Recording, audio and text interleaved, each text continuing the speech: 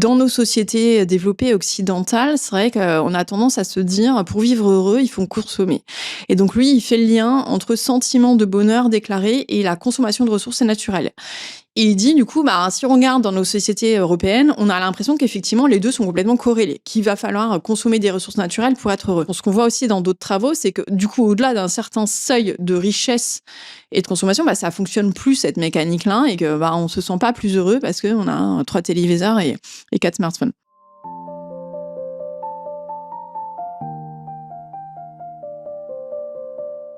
Parlons quand même un tout petit peu de ce que les Français nous disent de la société de consommation, parce que c'est hyper intéressant. Moi, ça fait donc 15 ans que je regarde ces transformations-là et que j'ai vu évoluer le vocabulaire dans les enquêtes associées à la consommation. Et autant, on l'a dit tout à l'heure, il y avait des imaginaires ultra positifs associés à la consommation, source de plaisir, de bien-être, de réussite. Quand je consomme, quand j'achète des trucs, voilà, c'est un symbole de réussite. C'est bon, je consomme comme mes voisins, j'ai réussi ma vie. Et là, on a complètement basculé. Ça a commencé au sortir de la crise de 2008, et puis ça s'est pas arrêté. Et donc aujourd'hui, on arrive à un stade où on a 80% des gens qui nous disent la société de consommation, c'est une mauvaise chose. Ça génère des gaspillages. En fait, j'y trouve plus de plaisir. C'est même une contrainte. C'est une perte de temps. Les gens passent trop de temps à consommer. Et on a cette espèce d'effet massif, là, repoussoir de la consommation, qui est assez inédit. Enfin, on sent le ras-le-bol là-dedans. Donc, du coup, bien sûr, c'est pas parce qu'on dit quelque chose qu'on va le faire. Donc ça, on est toujours dans cette tension-là. Et puis, on reste tous pris au piège de ce système-là. On peut en reparler. Néanmoins, pour moi, cette fracture-là, elle est assez révélatrice du fait qu'on est prêt à en sortir, on est prêt à passer à autre chose, et que finalement, on est plutôt en attente de réponses, de solutions, d'alternatives qu'on voit déjà d'ailleurs émerger. Mais je pense qu'il y aura pas forcément de retour en arrière, et que, alors on pourra en reparler, il y a quand même des publics qui restent très sensibles et très attirés par la consommation, mais voilà, qui peuvent rester en fait plus minoritaires qu'on ne le pense. Mmh. C'est vrai, quand on combine tous ces éléments-ci, ça laisse plus beaucoup de place. Juste à titre informatif, tu notais ça dans le livre. Donc tu notais bien qu'on est des sociétés, enfin certaines, mais certaines sociétés sont riches et elles n'arrivent pas à satisfaire les besoins fondamentaux des citoyens, et que c'est très inefficace au final comme système Oui. aujourd'hui. Les besoins ne sont pas suffisamment satisfaits pour la majorité des personnes, ou trop satisfaits pour d'autres personnes. Exactement. Et j'ajoute un point avant de parler de ça, c'est un point que je trouve aussi hyper intéressant, c'est tous les travaux qui sont faits sur le lien entre consommation et bonheur. Mmh. Et notamment, j'ai regardé les travaux d'un chercheur qui s'appelle Gaël Brulé et qui nous dit en fait, dans nos sociétés développées occidentales, c'est vrai qu'on a tendance à se dire: «Pour vivre heureux, il faut consommer» et donc lui, il fait le lien entre sentiment de bonheur déclaré et la consommation de ressources naturelles. Et il dit du coup, si on regarde dans nos sociétés européennes, on a l'impression qu'effectivement les 2 sont complètement corrélés, qu'il va falloir consommer des ressources naturelles pour être heureux. Bien, en fait, c'est complètement lié à notre approche du bonheur dans les sociétés Mmh. européennes, qui est une approche très comparative. Mmh. Je me sens heureux si j'ai l'impression de vivre comme les autres. Donc notamment, puisqu'on a réduit ça à de la consommation matérielle, si j'ai l'impression d'avoir les mêmes choses que mes voisins, que mes proches, enfin si je me sens au même niveau socialement. Et il dit en fait, il y a plein d'autres sociétés où c'est pas du tout comme ça. Mmh. Et où, en gros, le bonheur est beaucoup plus lié à des relations sociales, à de l'immatériel. Et ça, c'est hyper intéressant parce que ce qu'on voit aussi dans d'autres travaux, c'est que du coup, au-delà d'un certain seuil de richesse et de consommation, ça fonctionne plus cette mécanique-là et que on se sent pas plus heureux parce qu'on a 3 téléviseurs et 4 smartphones.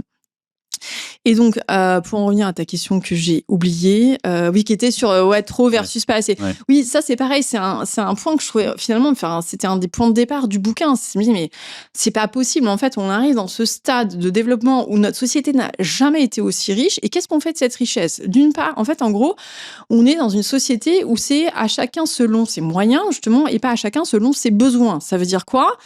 Si t'as pas d'argent, tant pis pour toi. Enfin, je caricature un peu parce qu'en France, on est quand même beaucoup préservés et protégés. Mais même dans une société aussi riche que la nôtre, effectivement, on y va sur les chiffres chocs.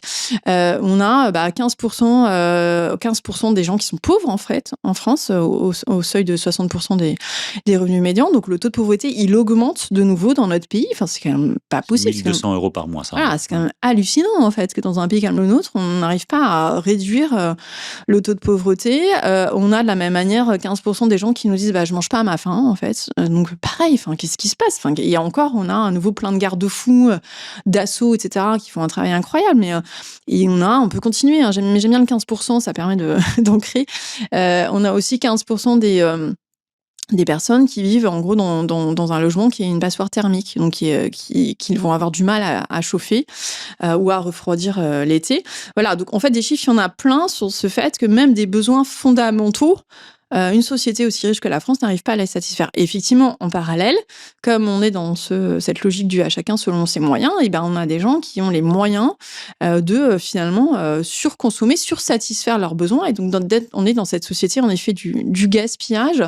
Bon, là, les chiffres, il y en a à l'appel, mais du côté de l'ADEME, sur le fait qu'on a en moyenne 2,5 tonnes d'objets chez nous.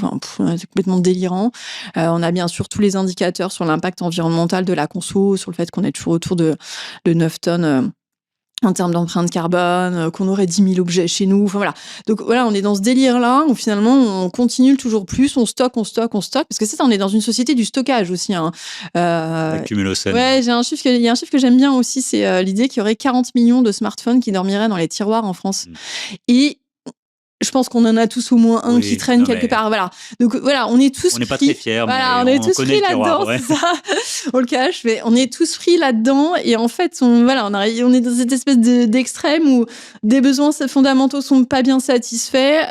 Entre les deux, on a ces besoins qui sont réduits à des besoins matériels et marchands. Et puis, il y avait un autre point que je trouvais intéressant dans le bouquin, c'est de dire, parce que moi je fais quand même la prospective, donc j'essaie de voir un petit peu ce qui pourrait se passer demain.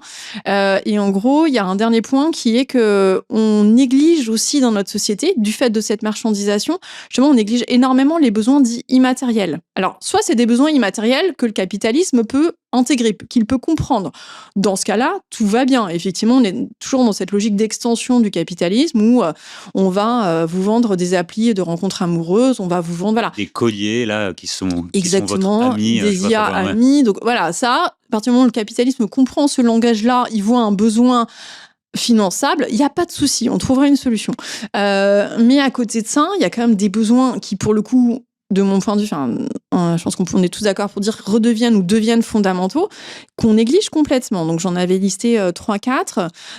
Il y avait tout simplement vivre dans un environnement sain. On sait tellement, on est tellement parti du principe que la planète était à notre service et que finalement elle allait s'adapter à nos activités qu'on ne s'est pas du tout préparé aux conséquences des dégradations environnementales qu'on a nous-mêmes générées. Donc voilà, changement climatique, perte de biodive, etc. Et du coup, ça c'est vrai qu'on n'a pas encore mesuré l'ampleur de l'impact pour nous à titre individuel et collectif, le fait que d'ici 20 ans, en fait, on vivra dans un environnement beaucoup plus hostile.